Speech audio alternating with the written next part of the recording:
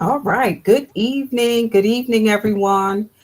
Thank you all for coming on here tonight to have just a quick chat about the fourth annual Voice of Silence Conference. I am Reverend Dr. Selina Carter, one of the conference co-hosts, and I am here with my co-host, Dr. Patterson. You want to introduce yourself this evening?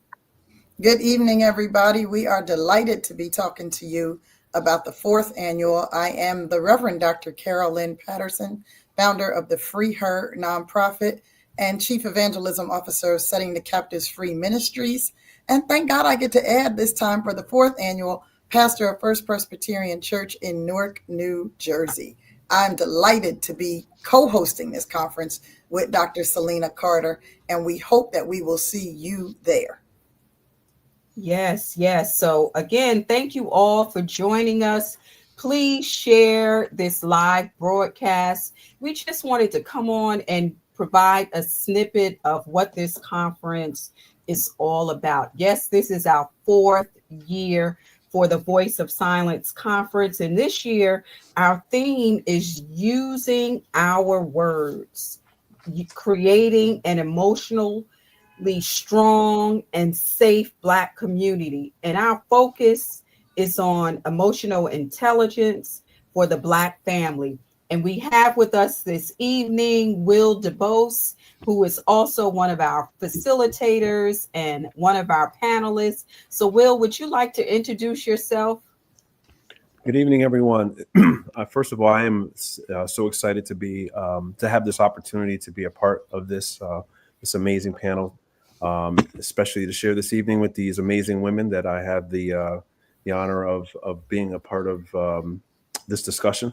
My name is Will DeBose. I am the Prevention Director at the New Jersey Coalition to End Domestic Violence. I have been in the domestic violence field for 20 plus years, primarily working with men who have caused harm in their intimate partner relationships. Most recently, in my most recent work for the past 6.5 years, I've worked in prevention, getting in front of the issue so that we can help create a new generation of young men and boys that are respectful of young women and girls. So that's a little bit about me. Yes. And, one thing about your work, Will, is you're in the forefront of helping with prevention. And that's what this this conference is all about. Healthy relationships, not just focusing on the negative aspects of domestic violence, but the healthy relationships and how we can sustain healthy relationships and how we can support survivors of domestic violence, and also the work that's being done for abusers, right? Because we just don't want to highlight the violence end of it. We want the totality of helping our communities, our churches, eradicate domestic violence. Absolutely. And we just had Dr. Steele join us.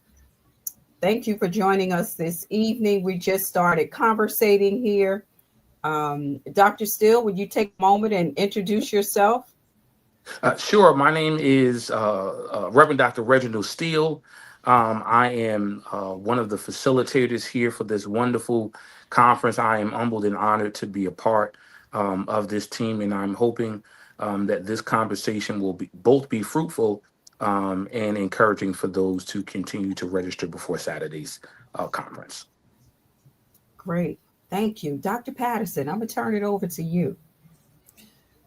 Will, I'm glad that you are with us this year. We have been told in the past that we needed to get Will DeBose to be part of this. So we have accomplished that, and we're when we were getting ready, when we were behind the scenes, when we were coming on, you told us you had a very busy weekend coming up. Yes. Because of some premiere that's happening on Sunday. Would you talk about that for just a moment while we back our way into Saturday? And Reverend Dr. Reginald, it's always good to see you. Always. Absolutely. Thank you so much. And it's such a privilege to be sought after. I'm humbled at your comments. And I'm so grateful. I don't do this work for notoriety. I do this work because we need men in this work to really help create change, right? Women have done an amazing work in the domestic violence movement for many years, for 40 years to be, in fact. But this is a man's issue. Men need to address other men and challenge other men's irrational attitudes and beliefs about this. And so that leads me into next weekend's opportunity to see if you're in New Jersey, we're going to be premiering a documentary that we have been working on for the past 4 or 5 years, called The Men of Courage. And it really goes around our state and highlights the work that 5 men, Black African American men and Latino men in urban communities, really working to shift the narrative, to create spaces, courageous spaces for young men and boys to talk about the issues that they face, and to get some direction, and to just honestly just have a place to unload, and just to be real, and just to be their authentic selves. So next week on Sunday, we'll have that New Jersey premiere, and I can certainly share more information. Thank you for giving me that little window of time. I wanted to give it to you because I wanted to lead to Reggie and you talking about, we have an exciting component of this conference called Barbershop Conversations, which is space for men to do just what you said. And I think we want to be very careful when we talk about healthy relationships, and our theme this year, using our words. 1 in 4 women are impacted by domestic violence, any type of abuse in the home. Domestic violence, we know, can cover intimate partner violence, but as well as elder abuse and abuse of children. And so barbershop conversations, brothers aren't always the perpetrator, right? Sometimes, and we laugh about it, which is so sad and unfortunate. If a big burly man says that he has been abused, we don't take it seriously. And the numbers are as high as 1 in 7 men, statistics tell me. So Dr. Steele, Will, what do y'all have to say about barbershop conversations as a place and a space for brothers who, A, want to learn how to use their words? We're talking about emotional intelligence and knowing when we feel ourselves ramping up or being triggered, and also how we can take seriously the pain of brothers when it comes to this issue. Reg, I'll let you. I was definitely going to defer to you first. Well, I'll say this to you. When you talk about the barbershop is a very, if I dare say, a very sacred place. Honestly, it's an opportunity for you to receive a good laugh, some real advice, some wisdom from a lot of different generations, but it's also an opportunity for men of color to really connect. I know sometimes, I love going to the barbershop. That's my self-care thing. That's what I do. Weekly, I am religiously going to the barbershop to stay fresh and clean. That's just my thing. That's just the way my mama raised me, and that's just what it is. But I often go to the barbershop, and sometimes I'm a little early for my appointment, or sometimes I just stay after. And the conversations that you hear, it gives opportunities for men to really connect.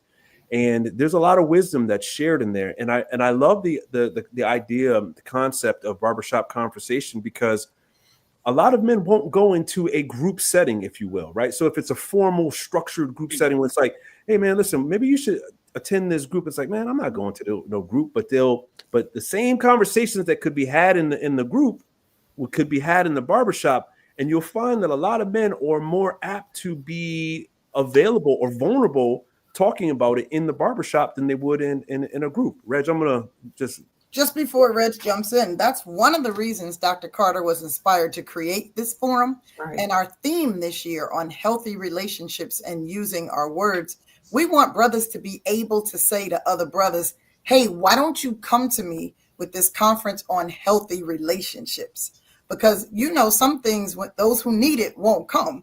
And so if it can be something that people are interested in and know is necessary, Dr. Steele, you're a father, and we have a session also on the effect of this on the family and on the children. So feel free to respond to Will and wrap that in there too. Sure, definitely. Again, just picking up, one of the uniquenesses about the barbershop, as Will has so clearly stated, is it's one spaces where men get a working opportunity to let our guards down. And not necessarily because our female gender counterparts are not there, but because the space has always historically been our sanctuary. No matter what your faith context, may be, no matter what your experiences may be. Again, just like Will says, we go into the barbershop, and depending on who's in there, we may walk in, to a good conversation. Um, Yes. and we create a space there to where it's no, as they say, like no big I's and no little U's. Everyone has a voice. You know what I'm saying? So that kind of creates the space, even navigating through, as Carol so clearly stated, as a father, there is so much, that again, even in the barbershop space, we get an opportunity to vent, whether we think that we're doing it right, whether somebody may offer us another suggestion of how we can do it better. We create these safe spaces. And unfortunately, for the Black predominantly, and even for the brown body, the world and the society that we live in, we really don't have a number of spaces where we can literally be safe. You know what I'm saying? So I applaud the efforts of even naming it, the segment that we're participating in, as barbershop conversations, because what we are immediately saying, or what we are immediately conveying, is that this is a safe space. This is another safe space where we can come and we can talk and we can let our hair down. It's not about what we have on. It's not about, again, our experiences, but a solemn space that has been unique for who we are as men, to be able to talk. And then, even as Will has shared, one of the uniquenesses, that is both similar between the barbershop and even the salon. My wife is a salon owner, so I kind of, understand that context. But whatever we deal with and whatever we discuss, I don't ever recall, as a male-bodied individual, leaving the barbershop thinking to myself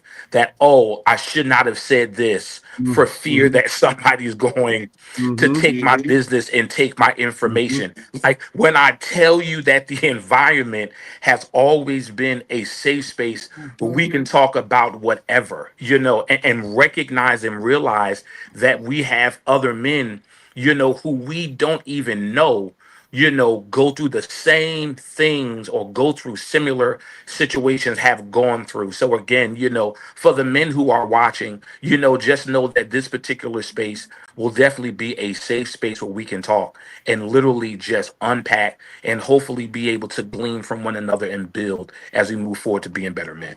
I think Barbershop Conversations is going to be like a vault, because the Voice of Silence Conference is a safe space, and this is a safe space for brothers within that space. Yes. You mentioned the salon, and Dr. Carter, also this time we have beauty shop conversations, because last year some of the sisters wanted to eavesdrop on what the brothers were going to say. And the conversation was good, but I think it's going to be richer when we're in the beauty shop and y'all are in the barbershop. Yes. Yes. And what's great about this year's conference, attendees are able to receive continuing education units. Yes. And this conference, I had someone ask me today, is this conference just for the Black community? No, this is a diverse conference that highlights issues within our community. So it's not just for Blacks, it's for anyone that is supporting our community. Especially our churches. We don't want to leave out the fact that we want our churches to be emotionally intelligent about healthy relationships within the Black community, what to say, what not to say. How are we coming across to our parishioners or those who are in, sitting in the congregation? So if you are connected in any way as an advocate, as clergy, as counselors, and you would like to receive continuing education credits for this conference, for every workshop, you can receive 1.5 continuing education credits from the National Board of Certified Counselors. And what that means is Spirit of Excellence had to go through a rigorous process in order to be certified to offer these workshops. So it's the credentialing of our facilitators, like, we had to provide their information just to be certified as counselors. So you're not just getting anybody that is coming to the table. These are subject matter experts that are providing information at this conference and that are facilitating at this conference. Speaking of our facilitators, we do have Counselor Tabitha Azor, who was highly recommended to us by some people who are at the top of their game in this field. Dr. Arthur Presley from Drew Theological Seminary, as well as his counterpart at Johns Hopkins University, all said that Tabitha was the woman to go to for what we want her to talk about. I mentioned families and I mentioned children earlier, and we have a session on what is the impact of children on unhealthy relationships amongst parents. Oftentimes we hear people say, oh, we'll stay together for the kids. Let's delve into how harmful that can be unless you do the work to make sure you're presenting a healthy, supportive environment in a home for the kids. Because children are extremely sensitive and intuitive, and they pick up on energy and they model what they see. And if they see an unhealthy, walking on eggshells kind of home, that's the home they'll create when they grow up and get in a relationship. So let's talk about what we can do when we explore using our words to prevent generations of unhealthiness in our community. I think one of the biggest things that one of the biggest injustices that we've done for our children, many of us grew up in households where the saying was, when you grow up, you want to do better. You want your kids to do better than you did, right? That's a big thing in the Black community. It's like, I want to give my kids more. I want to do better. I want them to do better. I want them to do better. But I think one of the biggest things in terms of using words is really it's really not any materialistic thing. It's really about the lessons, the traditions. Right? I think about my grandmother, and I think about the lessons that I learned, just sitting around the kitchen table, just listening to stories about things, or my aunts and my uncles talking about things. And I think that's a lost art in our culture. I think that we have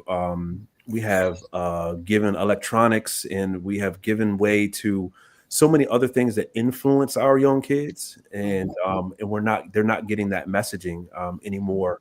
So for me, that's one of the biggest things is taking time to create teachable moments for our kids, right? Yeah. Taking those opportunities to share things with them that are meaningful. I know that sometimes when our kids make mistakes and they do things, we want to expound on the mistake, but it's really how do we take the mistake and use it as a teachable moment, because they already feel the pain of the we all feel the pain of our mistakes. Yes. So how do we take that and how do we build on it? Or we just want to keep throwing salt on that wound, and then we missed it, and then we missed that opportunity for it to be something that's extremely impactful for them. So and then also too, in that, when we talk about, changing generational things, and I'm not going to go too long, I'll be quiet, but I just on this, it just got me thinking, because I deal with a lot of men who walk around with trauma, who talk about these things. And it makes me think about the ACEs, right? If you're not familiar with ACEs, it's adverse childhood experiences, right? And the more ACEs you have, the more adverse childhood experiences you've been exposed to, the predictor is that it's likeliness that you're going to develop some sort of psychosomatic issue in your life, right? And that's also the social dynamics as well too. So understanding that and knowing that it's really, really, really important for us as parents to really be mindful that our kids are watching everything we do, everything, not just that little window of time when they're babies, but they are watching every single thing we do. And it's important for us to be a good example, a good role model for our young folks. Thank you for that. I thought about, as you were talking, how everybody's on a device, like you said, and there needs to be some time when we just put them down, look each other in the eye, and talk. Yeah. I grew up in a household where my mother or father didn't say I love you a lot to each other. They showed it. They both said love is an action word and you do it. So in my own relationships, I was uncomfortable saying I love you. So I love this theme of using our words so that we can express positive and negative emotions in respectful ways. Dr. Carter mentioned churches earlier, and I just wanted to touch on again. We're not going to give you a lot of statistics at this conference, but something that's important as we preview it. When we think about 1 in 4 women and 1 in 7 men being impacted by this issue, there are lots of people in your pews who would benefit from this information. Yes. So pastors, leaders, if you can come, we'd love to see you. We know Saturday is a busy day, but it's a great opportunity to send leaders from your women's ministry, from your men's ministry. If you have a mental health ministry, this is the place to be on Saturday, October 18th. Yes, it is. And we are so grateful for our sponsors this year. Yes. Let me just share some of our sponsors that help to make this conference a great conference. Let me just bring that up. We could just keep talking. While you're bringing it up, I want to highlight another presenter real quick. We have the Reverend Elizabeth Tracy Perry Tisdale from Perry's Funeral Home, who is going to be with us. And she is a survivor. I'm not telling her business. She's going to testify about it. And also in her own right, a great counselor. So we're looking forward to being with our presenters and our sponsors. And I'm yielding to Dr. Carter to talk about these sponsors. Yes. So our sponsors this year, Planned Parenthood of Metropolitan New Jersey is one of our sponsors. And we are so grateful for them this year for coming on board to support the Voice of Silence Conference. New Brunswick Theological Seminary is one of our sponsors, and both have been past sponsors for the conference. Calvary Baptist Church of Morristown, New Jersey, which is the church where I serve, and the former church of Dr. Patterson. Yes. Where we served. Also, Sophia has also been a sponsor since we've been doing the conference. JBWS, one of the leading agencies in Morris County, and also the Voice of Silence. That's this conference and Spirit of Excellence. Like we can't do this without being a sponsor for the organization, and Setting the Captives Free, Dr. Carol Patterson. And we also had some private donors that said, here, we love your work. Please don't put my name up, but I want to support what you're doing. And we love those sponsors. We are grateful for every sponsor. Yes, we are. Yes, we are. So let's get back to talking about the conference. You know, if you have not registered for the Voice of Silence conference on Saturday, October the 18th from 9 to 4 o'clock at New Brunswick Theological Seminary, we ask you now to go out and register. You don't want to miss this conference that is for us, by us. Like nobody can tell our story better than our community. So we want you to register and come out so that you can be a resource for your community. You don't have to be an advocate, but you can lead people to the resources that they need to help eradicate domestic violence. Absolutely. We're joined by two of the brothers that are going to be our speakers. We also have returning Reverend Herman Scott from Calvary Baptist Church in Morristown. Reverend Scott moderated Barbershop Conversations last time, and he has been with us for all 4 years. Am I right, Dr. Carter? All 4 years. And then new to the conference this year, we have Reverend Camaria Bird McAllister. Reverend Camaria directs counseling services at First Baptist Church of Lincoln Gardens in Somerset, New Jersey. She has a master's in divinity and social work, so we're excited about having her. And Dr. Carter, I'm going to let you brag on our keynote speaker. Yes, our keynote speaker, Bianca Mays. I had the opportunity to meet her this past week at the Planned Parenthood 97, was it 97 years? Yes, it was. Of celebrating Planned Parenthood. And some information that they shared that in the last year, 40 Planned Parenthoods have shut down across the U.S. That is so sad. That these services are not being offered in the communities that we need them in. And let's highlight, while we're talking about their services, people think all they do is abortions, and that couldn't be further from the truth. Cancer screenings, health care, people coming across state borders to New Jersey now so they can get some services that they can't get in other places.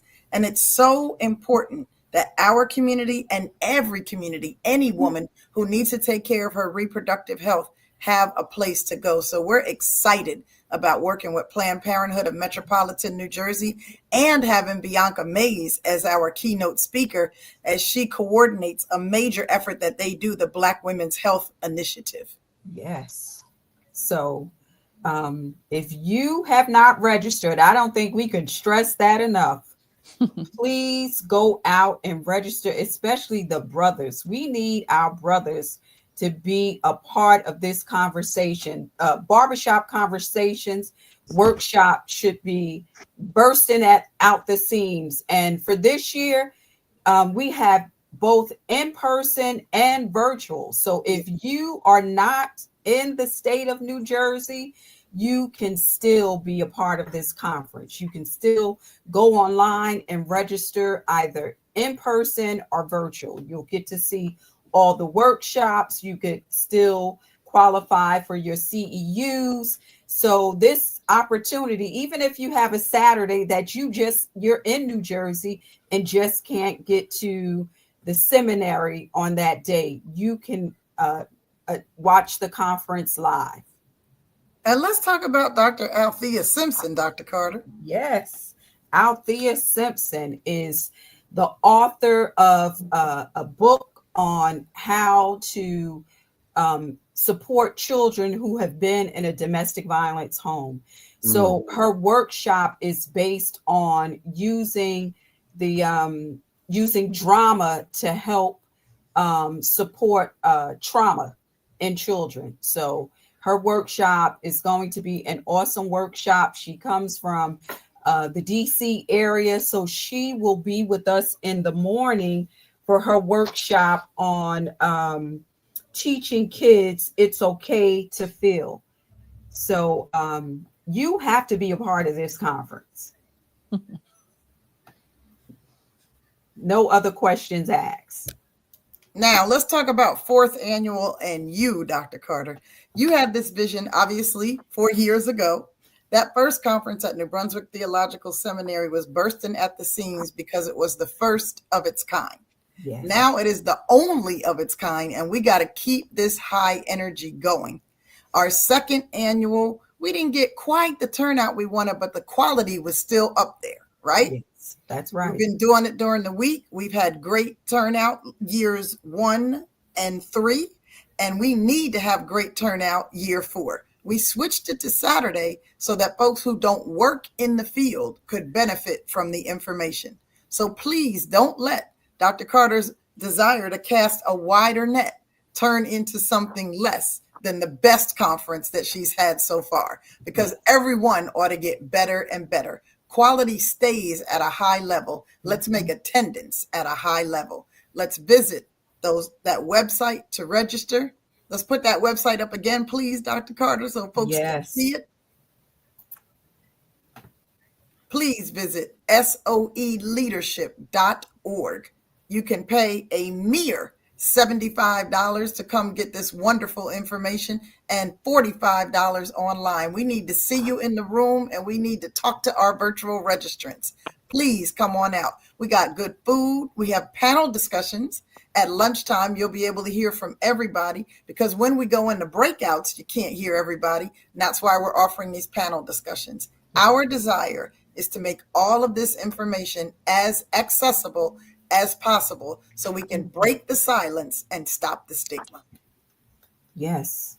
Thank you, Dr. Patterson. And yes, I never thought of this conference being what it is today. My goal is always educating the Black church. Like most of our victims are in the church. 70% of our churches are women. And why aren't we having this conversation about healthy relationships in our churches? So we have to just change the numbers. You know, we can't do it across the world, but we could do it in our community. Yes. And we have to start first in our community to make a change. And we have to know that we are our sisters and our brothers and our children's keepers. Yes. So even if this isn't your issue, with the stats being as high as they are, there are people in your circle of influence who are impacted by this issue. One of the biggest mistakes we make is, girl, I would never, and why don't you leave? And all of these kinds of things that can be very dangerous and unhealthy. So please come learn about the proper response and the facts. This is not a socioeconomic issue. This can happen to anybody, whether you are married to a doctor or a lawyer, or whether you're not married to anybody and you just are not able to control everything that happens to you. So let us help our sisters and our brothers make better choices, and nobody has to stay stuck in any situation that's beneath the standard that God has set for their life. But they got to be strategic about getting unstuck, and we can help you figure out how. Right. And Dr. Patterson, just want to remind everyone, maybe you like to attend the conference and you are just not financially able to attend the conference. You can send SOE an email and we will make sure that you are able to attend the conference. So do not let that be a barrier for you.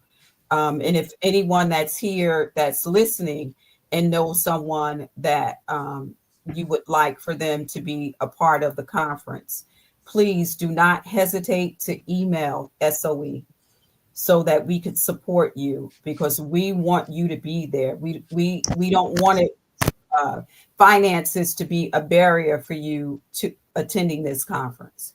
Absolutely not. And thanks to our sponsors again, and those silent sponsors, we are able to make sure that anyone who wants to be there can come. Yes.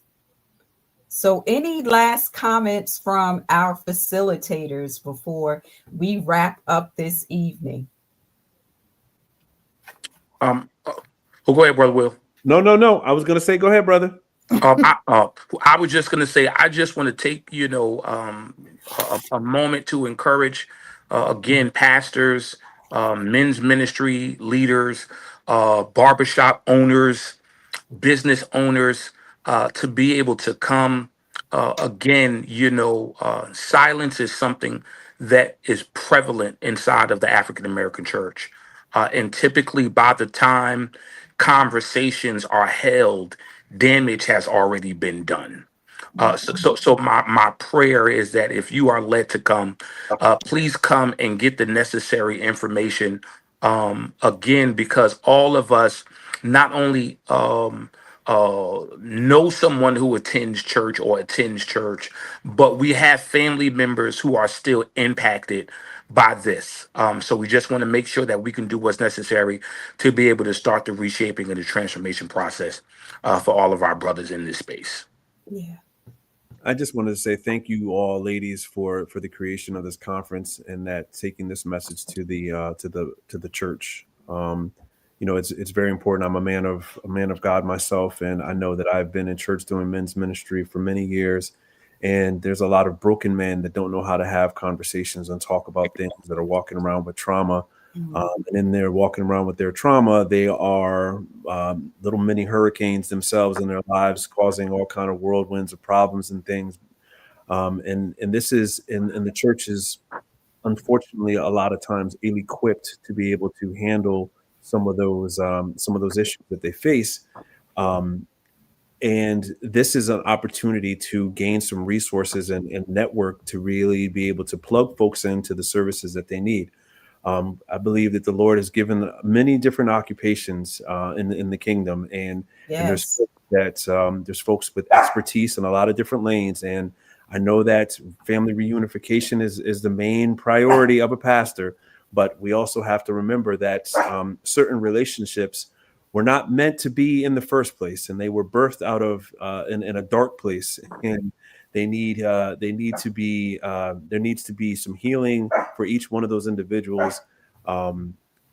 Anyway, I can go on and on and on all day long. I had to catch myself because I'm not going to get on that soapbox, but I'm just grateful, pastors, clergy, like Brother Reg said, please attend. This is great information. We have to elevate voices, and we have to take away the taboo subject matter that exists in the church, and we have to expose these issues for what they are, because the enemy will keep using them to curse generations if we don't break the bondage. Well, you said something so important. I know we're winding down, but there's an organization that works with Planned Parenthood of Metropolitan New Jersey called Partners. And they provide pro bono legal services, because sometimes restraining orders and other things involving the courts are necessary in these situations.